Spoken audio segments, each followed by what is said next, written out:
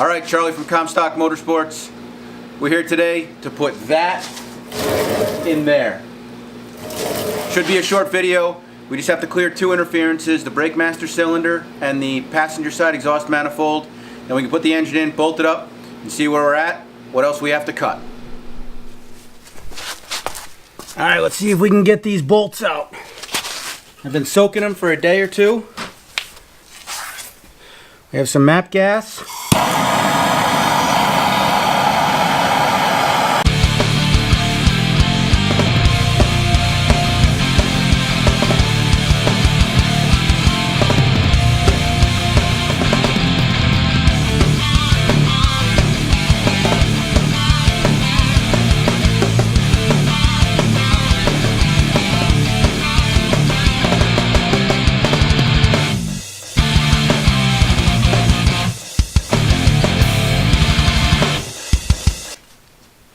All right, first thing we got to do is pull the fluid out of here.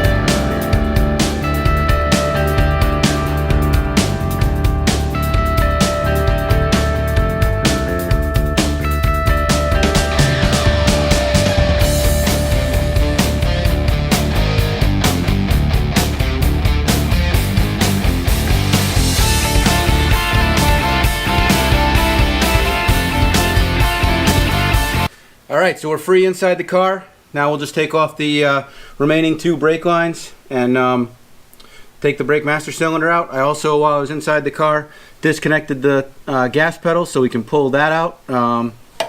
Yeah, should be pretty much ready to go.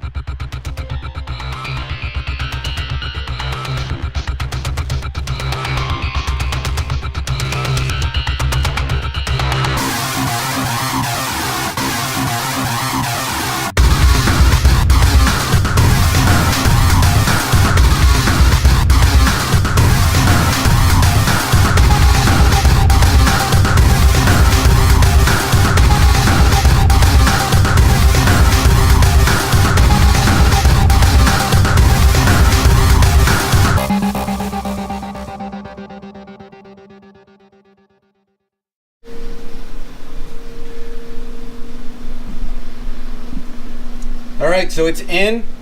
It is on the mounts. We have a ridiculously close space right there.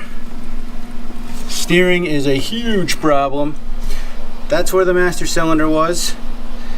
And that's why we needed to remove it. We can't even get that rear coil pack off if we ever had to. That steering shaft has to move in order to get the engine properly placed It's on a little bit of an upward angle right now just to give a little clearance.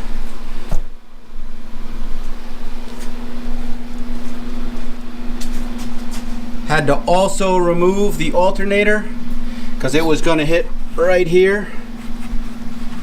So I don't know, we can probably trim that and reinforce it. That's not a problem. Down here, not quite so bad. Plenty of room. Back of the engine doesn't look terrible, but all in all,